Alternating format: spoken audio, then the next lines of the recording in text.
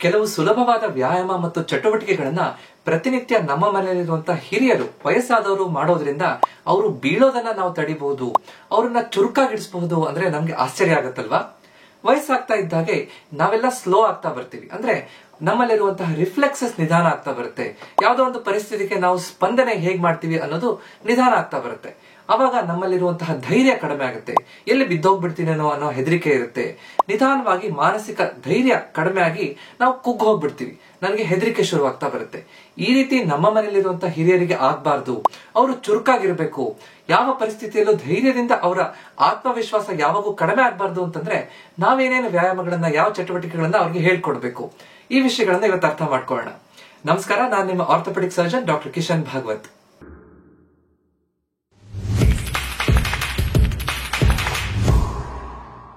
ನಾವು reaction time ಮತ್ತು reflexes ಅಂದ್ರೆ ಏನು ಅಂತ ಅರ್ಥ ಮಾಡ್ಕೊಳ್ಳೋಣ. ನಾವು ಯಾವುದೋ ಒಂದು ದೃಶ್ಯವನ್ನ ನೋಡಿದಾಗ, ಯಾವುದೋ ಒಂದು ವಸ್ತುವನ್ನ ಮುಟ್ಟಿದಾಗ, ಯಾವುದೋ ಒಂದು ವಿಷಯವನ್ನ ಕೇಳಿದಾಗ ನಾವು ಅದಕ್ಕೆ ಸ್ಪಂದಿಸ್ತೀವಿ. ಎಷ್ಟು ಬೇಗ ಅಥವಾ ಎಷ್ಟು ನಿಧಾನ ಅದಕ್ಕೆ ಸ್ಪಂದಿಸ್ತೀವಿ ಅನ್ನೋದು ರಿಯಾಕ್ಷನ್ ಟೈಮ್ ಅಂತ ಹೇಳ್ತೀವಿ. ಉದಾಹರಣೆಗೆ, ಒಂದು ಬಿಸಿಯಾಗಿರುವಂತಹ ಒಂದು ಪಾತ್ರೆಯನ್ನು ಮುಟ್ಟಿದ ತಕ್ಷಣ ನಮ್ಮ ಕೈಯನ್ನು ಹಿಂದ್ಗಡೆ ಎಳ್ಕೊಂಡ್ಬಿಡ್ತೀವಿ. ಅದೇ ಒಂದು ಹಾವನ್ನ ನೋಡಿದ ತಕ್ಷಣ ಅಲ್ಲಿಂದ ನಾವು ಓಡ್ಲಿಕ್ಕೆ ಹೋಗ್ಬಿಡ್ತೀವಿ, ಅದರಿಂದ ದೂರ ಹೋಗಕ್ ನೋಡ್ತೀವಿ. ಇದು ರಿಫ್ಲೆಕ್ಸ್ ಅಂತ. ಅಂದ್ರೆ ನಮ್ಮ ಮೆದುಳಿಂದ ನಮ್ಮ ಮಾಂಸಖಂಡಗಳಿಗೆ ನರಗಳ ಮುಖಾಂತರ ಒಂದು ಸಿಗ್ನಲ್ ಹೋಗುತ್ತೆ. ಅದು ಕನೆಕ್ಷನ್ ಮುಖಾಂತರ ಆ ಸಿಗ್ನಲ್ ಅನ್ನು ಕಳಿಸಿದಾಗ ಮಾಂಸಖಂಡ ಆ ಕೆಲಸವನ್ನ ಮಾಡುತ್ತೆ. ಅದು ರಿಫ್ಲೆಕ್ಸ್ ಅಂತ ಹೇಳ್ತೀವಿ. ಇದು ಸಣ್ಣ ವಯಸ್ಸಿನಲ್ಲಿ ಇದ್ದಾಗ ಬಹಳ ಚುರುಕಾಗಿರುತ್ತೆ, ತಕ್ಷಣ ಆ ಕೆಲಸ ಆಗೋಗ್ಬಿಡುತ್ತೆ. ಆದ್ರೆ ವಯಸ್ಸಾಗ್ತಾ ಇದ್ದಾಗೆ ಈ ಕೆಲಸ ನಿಧಾನ ಆಗ್ತಾ ಬರುತ್ತೆ, ರಿಫ್ಲೆಕ್ಸಸ್ ಸ್ಲೋ ಆಗುತ್ತೆ, ರಿಯಾಕ್ಷನ್ ಟೈಮ್ ಜಾಸ್ತಿ ಆಗ್ತಾ ಹೋಗುತ್ತೆ, ಸ್ಲೋ ಆಗ್ತಾ ಬರುತ್ತೆ ಅಂತ ಹೇಳ್ತೀವಿ. ಅಂದ್ರೆ ಉದಾಹರಣೆಗೆ, ವಯಸ್ಸಾಗ್ತಾ ಇದ್ದಾಗ ಯಾವ್ದೋ ಒಂದು ಕಲ್ಲು ಸಿಕ್ತು ನಡಿಬೇಕಾದ್ರೆ ಅಂತಂದ್ರೆ ಎಡವಿದಾಗ ನಮ್ಮ ದೇಹದ ಸಮತೋಲನ, ಬ್ಯಾಲೆನ್ಸ್ ಅನ್ನ ಕಾಪಾಡ್ಕೊಳಕ್ ಆಗೋದಿಲ್ಲ. ಅವರು ಬೀಳುವಂತ ಸಾಧ್ಯತೆ ಹೆಚ್ಚಾಗ್ತಾ ಬರುತ್ತೆ. ಮೆಟ್ಲು ಹತ್ತಬೇಕಾದ್ರೆ ಅಥವಾ ಇಳಿಬೇಕಾದ್ರೆ ಮೆಟ್ಲು ಎಷ್ಟು ಮೇಲಿದೆ, ಮೆಟ್ಲು ಇಳಿಬೇಕಾದ್ರೆ ಎಷ್ಟು ಕೆಳಗಡೆ ಇದೆ ಅಂತ ಆ ಡೆಪ್ತ್ ಅನ್ನ ಸರಿಯಾಗಿ ನಾವು ಗೇಜ್ ಮಾಡ್ಲಿಕ್ಕೆ ಆಗೋದಿಲ್ಲ. ಅವಾಗ ಬೀಳುವಂತ ಸಾಧ್ಯತೆ ಹೆಚ್ಚು. ಮಾಂಸಖಂಡಗಳು ನಮ್ಮ ದೇಹ ಹೇಳ್ದಂಗೆ, ನಮ್ಮ ಮೆದುಳು ಹೇಳ್ದಂಗೆ ಕೇಳೋದಿಲ್ಲ. ಆವಾಗ ಈ ತೊಂದರೆಗಳೆಲ್ಲ ಶುರು ಆಗ್ತಾ ಹೋಗುತ್ತೆ. ಆದ್ರೆ ವೈಜ್ಞಾನಿಕವಾಗಿ ಕೆಲವೊಂದಿಷ್ಟು ಆಟಗಳನ್ನ ಆಡೋದ್ರಿಂದ, ಕೆಲವೊಂದಿಷ್ಟು ಚಟುವಟಿಕೆಗಳನ್ನ ಪ್ರತಿನಿತ್ಯ ಮಾಡೋದ್ರಿಂದ, ಕೆಲವೊಂದಿಷ್ಟು ಸುಲಭ ವ್ಯಾಯಾಮಗಳನ್ನ ನಾವು ದೈನಂದಿನ ಚಟುವಟಿಕೆಗಳಲ್ಲಿ ಸೇರಿಸ್ಕೊಳ್ಳೋದ್ರಿಂದ ಈ ಸಮತೋಲನವನ್ನ ಚೆನ್ನಾಗಿ ಕಾಪಾಡ್ಕೋಬಹುದು. ನಮ್ಮ ದೈಹಿಕ ಮತ್ತು ಮಾನಸಿಕ ಶಕ್ತಿಯನ್ನ ನಾವು ಚುರುಕಾಗಿಟ್ಕೋಬಹುದು. ಅಂತಂದ್ರೆ ನಾವು ಏನೇನು ಮಾಡಬೇಕು, ಪ್ರತಿನಿತ್ಯ ಏನೇನು ಮಾಡೋದ್ರಿಂದ ಇದು ಸಾಧ್ಯ ಅಂತ ನೋಡ್ತಾ ಹೋಗೋಣ. ನಮ್ಮ ಹಿರಿಯರ ದೈಹಿಕ ಶಕ್ತಿಯನ್ನು ಚೆನ್ನಾಗಿಟ್ಕೊಂಡು ಸಮತೋಲನ ಕಾಪಾಡ್ಕೊಳ್ಳಿಕ್ಕೆ ಮಾಡಬೇಕಾದಂತ 3 ಮುಖ್ಯವಾದ ವ್ಯಾಯಾಮಗಳನ್ನ ನೋಡೋಣ. ಮೊದಲನೇದು ಟೋ ಟ್ಯಾಪ್ಸ್ ಆನ್ ಅ ಸ್ಟೆಪ್. ಇದನ್ನ ನಾವು ಒಂದು ಮೆಟ್ಲ ಮುಂದೆ ನಿಂತ್ಕೊಂಡು, ಅಥವಾ ಒಂದು ಹೊಸ್ಲಿನ ಮುಂದೆ ನಿಂತ್ಕೊಂಡು, ಅಥವಾ ಒಂದು ಸಣ್ಣ ಸ್ಟೂಲ್ ಮುಂದೆ ನಿಂತ್ಕೊಂಡು ಮಾಡಬಹುದು. ನಿಧಾನವಾಗಿ 2 ಕಾಲುಗಳ ಮೇಲೆ ಸ್ಟ್ರೇಟ್ ಆಗಿ ನಿಂತ್ಕೊಳ್ಳುವಂತಹದ್ದು. ಮೊದಲು ಬಲಗಡೆ ಕಾಲಿನ ಮುಂಗಾಲಿನಿಂದ ಆ ಮೆಟ್ಲಿನ ಮೇಲೆ ಒತ್ತಬೇಕು, ಅಥವಾ ಒಂದು ಟ್ಯಾಪ್ ಅನ್ನು ಮಾಡಬೇಕು. ಅಂದ್ರೆ ಒಂದು ಹೆಜ್ಜೆನ ಇಡುವಂತದ್ದು, ನಿಧಾನವಾಗಿ ವಾಪಸ್ ಬರೋದು.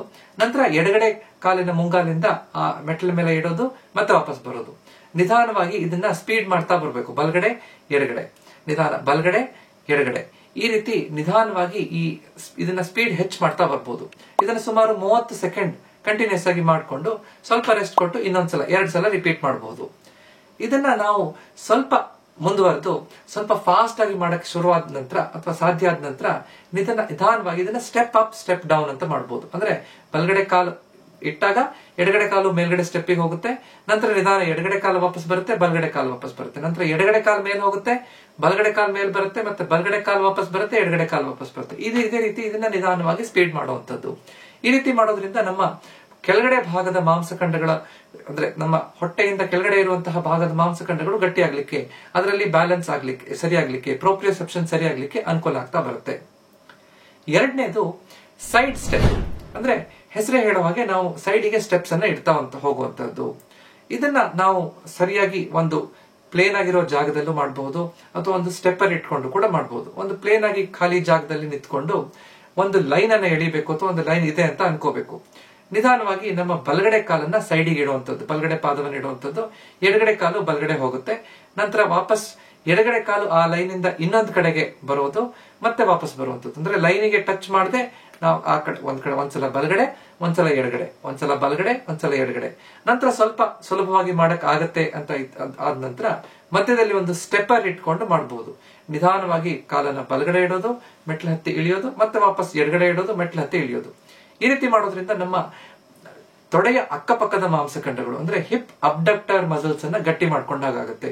ಇದರಿಂದ ನಮ್ಮ ಮೊಣಕಾಲಿನ ಮೇಲೆ ಸ್ಟ್ರೆಂತ್ ಜಾಸ್ತಿ ಆಗುತ್ತೆ, ನಮ್ಮ ಪೃಷ್ಠಭಾಗದ ಮಾಂಸಖಂಡಗಳು ಗಟ್ಟಿ ಆಗುತ್ತೆ, ನಮ್ಮ ದೇಹದ ಸಮತೋಲನ ಕಾಪಾಡ್ಕೊಳ್ಳಿಕ್ಕೆ ಅನುಕೂಲ ಆಗುತ್ತೆ. ಈ ವ್ಯಾಯಾಮ ಕೂಡ 30 ಸೆಕೆಂಡ್ 2 ಸೆಟ್ ಮಾಡೋದ್ರಿಂದ ನಮ್ಗೆ ಅನುಕೂಲ ಆಗ್ತಾ ಬರುತ್ತೆ. ಈ ಎರಡೂ ವ್ಯಾಯಾಮಗಳನ್ನು ಕೂಡ ನಮ್ಗೆ ಹಿಡ್ಕೊಳ್ಳಕ್ಕೆ ಸಪೋರ್ಟ್ ಇದ್ರೆ, ಅಂದ್ರೆ ವಯಸ್ಸಾದ ನಂತರ ಹೆದರಿಕೆ ಆಗ್ತಾ ಇದೆ ಅಂತಂದ್ರೆ ಒಂದು ಚೇರ್ ಅನ್ನು ಹಿಡ್ಕೊಂಡು ಅಥವಾ ಮೆಟ್ಲಿನ ರೈಲಿಂಗ್ ಹಿಡ್ಕೊಂಡು ಅಥವಾ ಗೋಡೆ ಸಪೋರ್ಟ್ ತಗೊಂಡು ಮಾಡೋದ್ರಿಂದ ಧೈರ್ಯದಿಂದ ಮಾಡ್ಲಿಕ್ಕೆ ಅನುಕೂಲ ಆಗ್ತಾ ಬರುತ್ತೆ. ಮೂರನೇದು ನೀ ಲಿಫ್ಟ್ ವಿತ್ ಬಾಲ್ ಕ್ಯಾಚ್ ಅಂತ. ಅಂದ್ರೆ ನಿಧಾನವಾಗಿ ನಾವು ಒಂದು ಸುಲಭವಾಗಿ ಸಾಫ್ಟ್ ಆಗಿ ಹೆಚ್ಚು ಭಾರ ಇಲ್ಲದೆ ಇರುವಂತಹ ಮಕ್ಕಳು ಆಟ ಆಡುವಂತಹ ಒಂದು ಬಾಲ್ ಅನ್ನು ತಗೋಬಹುದು. ಸುಮಾರು 1 ರಿಂದ 1.5 ಅಡಿ 2 ಅಡಿ ಡಯಾಮೀಟರ್ ಇರುವಂತಹ ಬಾಲ್ ಆದ್ರೆ ಅನುಕೂಲ ಆಗ್ತಾ ಬರುತ್ತೆ. ನೇರ ನಿಂತ್ಕೊಂಡು ಕೈಯಲ್ಲಿ ಬಾಲ್ ಅನ್ನು ಹಿಡ್ಕೊಂಡಿರ್ಬೇಕು. ಬಲಗಡೆ ಮಂಡಿಯಿಂದ ಆ ಬಾಲ್ ಅನ್ನ ಕಿಕ್ ಮಾಡಬೇಕು, ಅಂದ್ರೆ ಒದಿಬೇಕು. ಬಲಗಡೆ ಮಂಡಿ ಮೇಲೆ ಎತ್ತಿ ಆ ಬಾಲ್ ಅನ್ನ ಮೇಲೆ ಒದಿಯುವಂಥದ್ದು. ಹಾಗಾದಾಗ ನಂತರ ನಿಧಾನವಾಗಿ 2 ಕೈಯಿಂದ ಕ್ಯಾಚ್ ಹಿಡಿಯೋದು. ನಂತರ ಅದೇ ರೀತಿ ಎಡಗಡೆ ಮಂಡಿಯಿಂದ ಬಾಲ್ ಅನ್ನ ಕಿಕ್ ಮಾಡೋದು, ಅದನ್ನ ಕ್ಯಾಚ್ ಹಿಡಿಯುವಂಥದ್ದು. ನಿಧಾನವಾಗಿ ಇದನ್ನೇ ಫಾಸ್ಟ್ ಮಾಡ್ತಾ ಹೋಗೋದು. ಇದನ್ನು ಕೂಡ ಒಂದು 30 ಸೆಕೆಂಡ್ ಮಾಡಿಕೊಂಡು 2 ಸೆಟ್ ಮಾಡೋದ್ರಿಂದ ನಮ್ಗೆ ಇದು ನಮ್ಮ ಹೊಟ್ಟೆ ಕೆಳಭಾಗದ ಮಾಂಸಖಂಡಗಳಿಗೂ ಅಂದ್ರೆ ಕಾಲಿನ ಮಾಂಸಖಂಡಗಳಿಗೂ ಶಕ್ತಿ ಕೊಡುತ್ತೆ. ನಂತರ ನಮ್ಮ ಹ್ಯಾಂಡ್ ಐ ಕೋಆರ್ಡಿನೇಷನ್ ಅಂದ್ರೆ ಕೈಗಳಿಗೂ ಶಕ್ತಿ ಕೊಡುತ್ತೆ. ಜೊತೆಗೆ ನನ್ನ ಕಣ್ಣು ಮತ್ತು ಹೇಗೆ ನಾನು ಕ್ಯಾಚ್ ಮಾಡ್ತೀನಿ ಆ ರಿಫ್ಲೆಕ್ಸ್ ಕೂಡ ಸರಿಯಾಗಿ ಇಟ್ಕೊಳ್ಳಿಕ್ಕೆ ಅನುಕೂಲ ಆಗ್ತಾ ಬರುತ್ತೆ. ಸೊ ಈ 3 ವ್ಯಾಯಾಮಗಳನ್ನ ಮಾಡೋದ್ರಿಂದ ನಮ್ಮ ದೈಹಿಕ ಶಕ್ತಿಯನ್ನ ಚೆನ್ನಾಗಿ ಇಟ್ಕೊಂಡು ಚುರುಕಾಗಿ ಇಟ್ಕೊಳ್ಳಿಕ್ಕೆ ಅನುಕೂಲ ಆಗ್ತಾ ಬರುತ್ತೆ. ಇದೇ ರೀತಿ ಬೀಳಬಾರದು ಅಂತಂದ್ರೆ ವಯಸ್ಸಾದವರು ಯಾವ ವ್ಯಾಯಾಮಗಳನ್ನ ಮಾಡಬೇಕು, ಮುಖ್ಯವಾದ 5 ಸೆಟ್ ವ್ಯಾಯಾಮಗಳು ಯಾವುದು ಅನ್ನೋದ್ರ ಬಗ್ಗೆ ನಾನು ಡೀಟೇಲ್ಡ್ ಆಗಿ ಒಂದು ವಿಡಿಯೋ ಮಾಡಿದ್ದೀನಿ. ಅದನ್ನ ನೀವು ನೋಡಬಹುದು. ಅದನ್ನ ಸುಮಾರು 3 ಲಕ್ಷಕ್ಕಿಂತ ಹೆಚ್ಚು ಜನ ಈ ವಿಡಿಯೋನ ನೋಡಿದ್ದಾರೆ. ನಂತರ ನಮ್ಮ ಹ್ಯಾಂಡ್ ಐ ಕೋಆರ್ಡಿನೇಷನ್ ಚೆನ್ನಾಗಾಗ್ಲಿಕ್ಕೆ ಮಾಡಬೇಕಾಗಿರುವಂತಹ 3 ಮುಖ್ಯವಾದ ವ್ಯಾಯಾಮಗಳನ್ನ ನೋಡೋಣ. ಮೊದಲನೇದು ಬಾಲ್ ಟಾಸಿಂಗ್ ಅಂಡ್ ಕ್ಯಾಚಿಂಗ್. ಇದು ಸುಲಭ. ಇದನ್ನ ನಾವು ಕುರ್ಚಿ ಮೇಲೆ ಕೂತ್ಕೊಂಡು ಮಾಡಬಹುದು ಅಥವಾ ನಿಂತ್ಕೊಂಡು ಮಾಡಬಹುದು. ಮೊದಲು ಸ್ವಲ್ಪ ದೊಡ್ಡ ಬಾಲ್ ಅನ್ನು ಹಿಡ್ಕೊಂಡು ನಿಧಾನವಾಗಿ ಬಾಲ್ ಅನ್ನ ಮೇಲಕ್ಕೆ ಹಾರಿಸೋದು, ಅದನ್ನ ನಿಧಾನವಾಗಿ ಹಿಡಿಯುವಂತಹದ್ದು. ಈ ಬಾಲ್ ಅನ್ನ ಸ್ವಲ್ಪ ನಾವು ಸುಲಭವಾಗಿ ಹಿಡಿತಾ ಇದೀವಿ ಅಂತ ಆದ್ಮೇಲೆ ಬಾಲ್ ಸೈಜ್ ಅನ್ನ ಸಣ್ಣ ಮಾಡ್ತಾ ಬರೋದು. ಸ್ವಲ್ಪ ಸುಲಭವಾಗಿ ಮಾಡಕ್ ಆಗ್ತಾ ಇದೆ ಅಂತಿದ್ದಾಗ ಒಂದೊಂದೇ ಕೈಯಲ್ಲಿ ಕ್ಯಾಚ್ ಹಿಡಿಯೋಕೆ ಪ್ರಯತ್ನ ಮಾಡೋದು.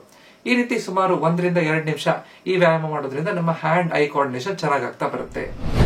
ನಂತರ ಬಾಲ್ ಬೌನ್ಸ್ ಎಕ್ಸರ್ಸೈಸ್ ಅಂದ್ರೆ ನಾವು ಒಂದು ಗೋಡೆ ಮುಂದೆ 2 ರಿಂದ 3 ಅಡಿ ದೂರದಲ್ಲಿ ನಿಂತ್ಕೊಂಡು ನಿಧಾನ ಇದೇ ರೀತಿ ಮೊದಲು ದೊಡ್ಡ ಬಾಲ್ ಅನ್ನ ಎಸೆಯೋದು, ನಂತರ ಸಣ್ಣ ಬಾಲ್ ಮಾಡ್ತಾ ಹೋಗೋದು.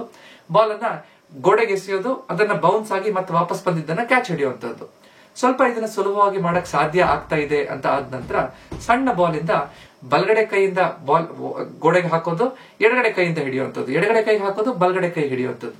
ಈ ರೀತಿ ನಮ್ಮ ಬಲಭಾಗ ಎಡಭಾಗದ ಕೋಆರ್ಡಿನೇಷನ್, ನಮ್ಮ ಕಣ್ಣು ಮತ್ತು ಕೈಗಳ ಮಧ್ಯದಲ್ಲಿ ಸರಿಯಾಗಿ ಸಮತೋಲನ ಕಾಪಾಡ್ಕೊಳ್ಳಿಕ್ಕೆ, ಬ್ಯಾಲೆನ್ಸ್ ಅನ್ನು ಕಾಪಾಡ್ಕೊಳ್ಳಿಕ್ಕೆ, ಕರೆಕ್ಟ್ ಆಗಿ ಕೋಆರ್ಡಿನೇಷನ್ ಸರಿಯಾಗಿ ಮೇಂಟೈನ್ ಮಾಡ್ಲಿಕ್ಕೆ ಅನುಕೂಲ ಆಗುತ್ತೆ.